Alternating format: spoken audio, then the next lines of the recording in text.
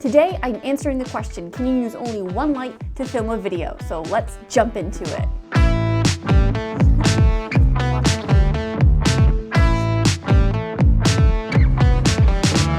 Recently, I made a video about lighting setups, and many of you had reached out to me after that asking if I could do a video about how to use one light to make a video instead of having multiple lights. You're wondering if there's any options for people who can't afford many lights.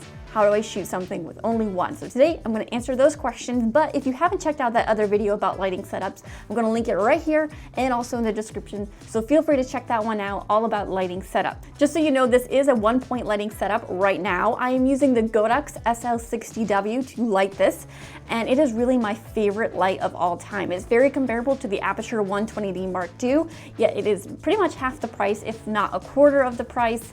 You can get one Godox light for $140, just the light.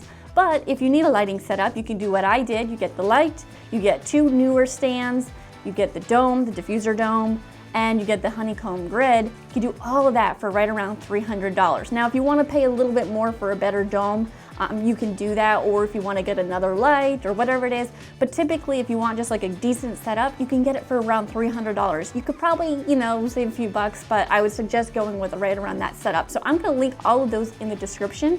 If you're interested in getting a decent lighting setup, it's all linked in the description. I know I've talked about this light a lot recently. If you have questions about it, put in the comments, or let me know if you want me to make a whole video just on that light. I can do that for you. So a one-point lighting setup is really basic. You only have one light to use, and how do you use it most effectively? Well, the best thing you could do is point it in a direction that lights your subject the best. You don't want to do face on, so put it at an angle so that your subject has some depth to it. You want some shadow, but with one light, you're going to have too much shadow. As you can see right now, it's a little dark. If I don't turn my face to the light, it gets really dark, and if I turn it away, it's really dark. So that's something that's really difficult to do with a one light setup. So one way we can work around the difficulty of having too much shadow in our scene but only having the struggle of one light is to use other tools or other methods to get a well-lit shot. The first and most useful tool and method that I would recommend is to use a reflector. A reflector is a really great way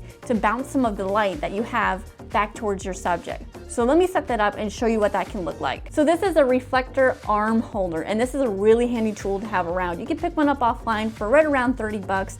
You basically put it on a typical light stand, and then you attach your reflector to it like this. So as you can see, it does hold it very nicely, and I'm gonna put it out of the shot now so that we can see what it would look like in real life. All right, so I have placed the reflector out of the shot right now, and I've placed it on a diagonal from the main light source so that it's capturing that light and bouncing it back in a decent manner. You don't want to light it from both sides because then it makes someone look like they have a stripe right down the middle of their face. Just doesn't look very attractive. So in this case, it's putting like a rim lighting effect around me. So it does look pretty decent. You can play around with it. You can raise it and lower it and adjust it and point it so that it's stronger or softer. It's up to preference. So you got to play around with the reflector, but that is an option to use a one light setup to fake a two light setup with a reflector. So there is a second one light method called bounce lighting that you can use to light a scene if you don't have a diffuser or a reflector, or you only have one light source and you need to light a whole scene as best as you possibly can with your one light source, and that's all you've got. Bounce lighting will probably be your best option to light a scene if it's a very small space. So keep this in mind. Bounce lighting works not so great on larger sets or larger scenes that you need a lot more light to fill in things. In general, you would want to have more lights anyway, but if you're stuck with only one light, what can you do with it? Well, you can bounce light it. So let me show you what bounce lighting would look like in this scene. All right, this is the bounce light look. It's not my favorite, but if you're in a pinch and you need to light a scene, this is a really great way to do it. This is the one that works for smaller sets because the more light you have bouncing all around the room, the more the room will look lit up. So as you can see, there's a lot more light in the room, but I did have to bump up my ISO and lower my aperture so as to let more light into the camera so that it is brighter anyway, because when you do bounce light, you lose the strength of light because it is bouncing off so many things.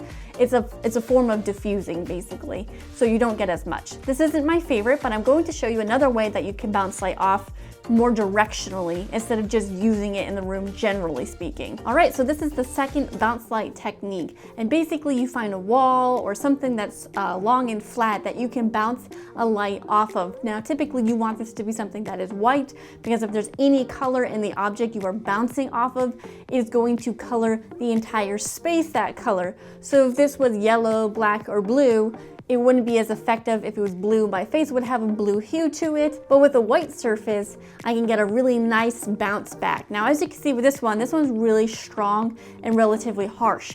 It's very hard to make this one look more diffused.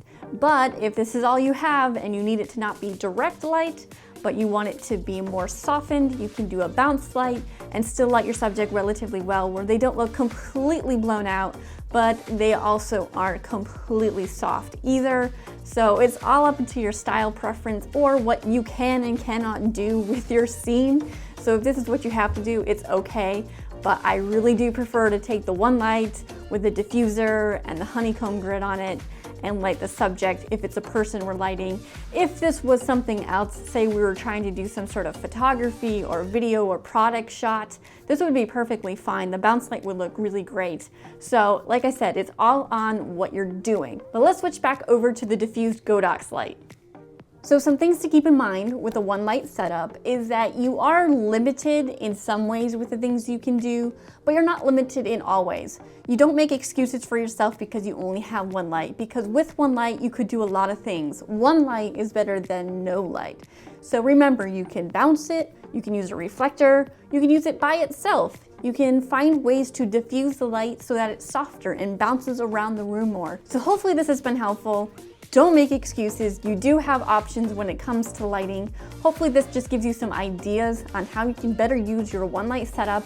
Like I said, I highly suggest the Godox light, so go ahead and check it in the links below. It might be a light that you find fits perfectly for you and your budget. Thanks for watching. Make sure you're subscribed. I put out videos for filmmakers every single week. You don't want to miss out on those. So make sure you're subscribed. I'll see you guys next week.